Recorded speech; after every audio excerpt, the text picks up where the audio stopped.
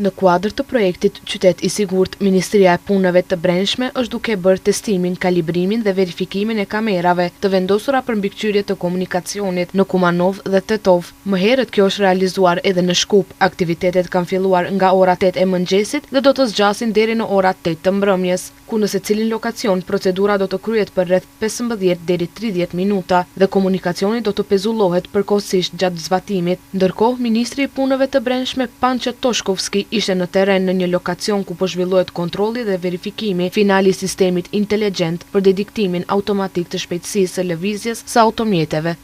Gjatë procesit të testimit, po kontrollohet qartësia e incizimeve, saktësia në leximin e targave të automjeteve dhe korrektësia e të dhënave që sistemi i regjistron. Sipas shërbimeve profesionale të përfshira në verifikim, devijimet e konstatuara në majtjen e shpejtësisë janë minimale dhe dukshëm nën tolerancën e lejuar ligjore, çka garanton siguri dhe besueshmëri të lartë të sistemit.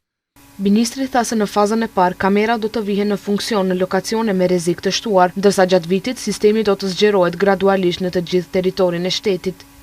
Sistemi funksionon automatikisht dhe në mënyrë të paanshme. Kamera nuk bën dallim mes njerëzve, por evidenton shkeljen. Ligji i vlen njësoj për të gjithë dhe siguria e qytetarëve është prioriteti ynë kryesor. Do të aktivizohen edhe automjetet të MPB-s të pajisura me kamera mobile, të cilat do të veprojnë veçanërisht në të ashtu quajtura pika të zeza të rrugëve. Toshkovski theksoi se zbatimi i sistemit tashmë po tregon efekte pozitive në drejtim të rritjes së disiplinës në komunikacion dhe uljes së rrezikshmeve në rrugë.